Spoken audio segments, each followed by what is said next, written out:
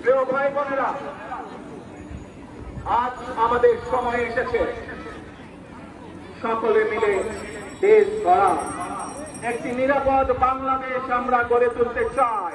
এই বাংলাদেশের মাটিতে দাঁড়িয়ে আপনাদের সকলের সামনে আমি বলতে চাই, বাংলাদেশ জাতীয়তাবাদী দলের একজন সদস্য হিসাবে আপনাদের সামনে আমি বলতে চাই, I have a plan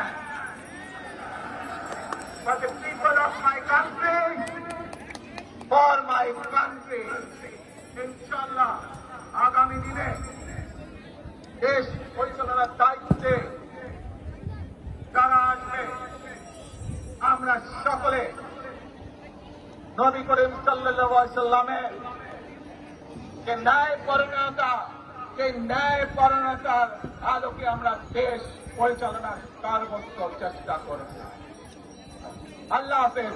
Bangladesh জিন্দাবাদ, বাংলাদেশ জাতীয়তাবাদী দল জিন্দাবাদ। আসসালামু আলাইকুম।